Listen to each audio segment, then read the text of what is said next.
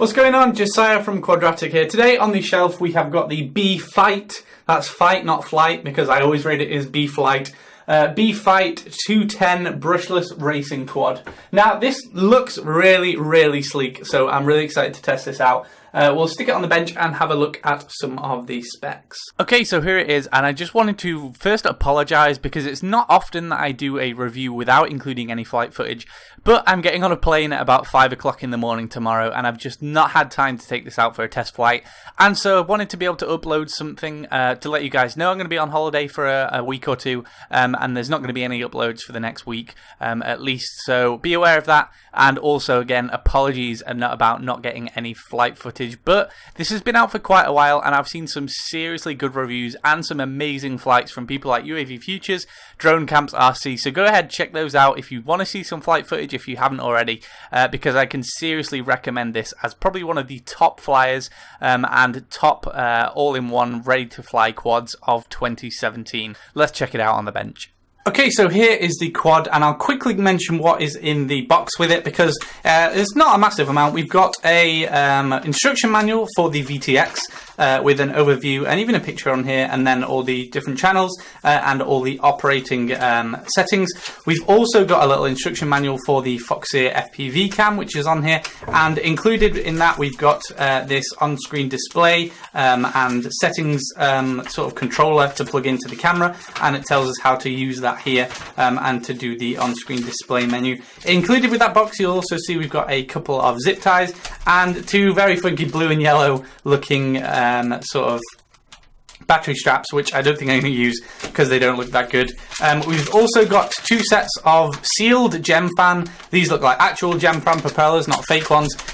So yeah, these look pretty dope. We've got clear ones and also blue as well, although it doesn't match the blue of the quad, which is a bit annoying, so I think I'll probably just put the clear ones on. And then of course we have the quad itself. I'll zoom in a little bit on that. This is ultra slick and really slimline. It's looking pretty cool if you ask me. A shame it's not purple, but other than that, it's looking really good. You'll notice we haven't got ESCs on the arms, though we have got some nice braid on there, which is always a good touch because we have actually a 4-in-1 ESC. This is the bottom of the 3-tier stack on here, and this is 30 amps, which is a BL Heli S as well, which is quite good. You know, sometimes they tend to cheap out and put the 20 amp one on, but this is 30 amps, so for now it should be powerful enough.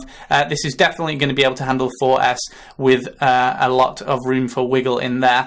You'll probably be upgrading relatively soon to sort of 40-45 amp ESCs, maybe within the next 6 months or so, but of course 30 amps are still more than enough for most people flying FPV at the moment. You'll see we've got a massive camera angle here. This hopefully is telling us how fast we're going to be able to fly this. It goes all the way up to the top there, so that's probably about a 50-degree angle or something there, I'd say. And as I mentioned quickly, as we've got the manual for it, this is a Foxeer FPV cam, which is quite good. You know, it's nice to see they've branched out. They've got sort of a couple of branded products on here. So yeah, this is the HS1177, which is only 650 TVL. However, it is probably quite a staple in a lot of builds, or at least a lot of builds sort of relatively, maybe about a year ago or so. I think people are starting to branch away from this now, more on the DIY builds, but it's still a solid camera and a lot of people are still using it.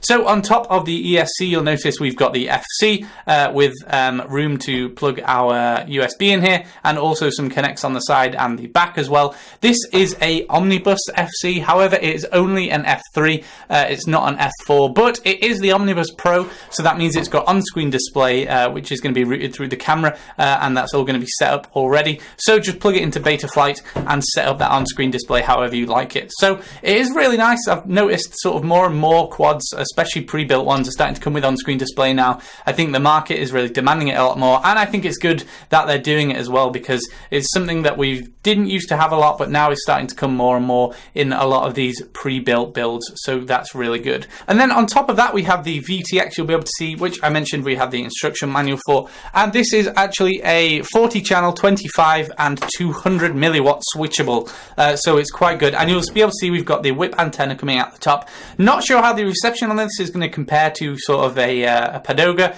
or a cloverleaf antenna on the top there, but at least we're not going to get anything smashed. This is simply going to wobble, so we're negating that need for being careful of our VTX connection, which we usually would have at the back here, because we've not got an attached antenna. So that's quite nice. You'll be able to see we've got the attachment here, so if this does break or snaps or gets caught by the props, we can simply unplug that, and we do have the option to add another one. Or of course we could add a SMA attachment on there as well, and have a proper antenna if we wanted to increase our video range as well, if this stock one is not very good. So a lot of options here, and it seems like quite good. You'll be able to notice, however, it is at an angle. This is because when it came in the box it was pushed flat down, so I would suggest, because of that, this cable tie that's meant to be holding it up, you replace this cable tie and get one that just goes straight up, because otherwise this is going to be leaning to the side and could probably come down and hit your props. So if you're getting this, replace this cable tie straight out the box,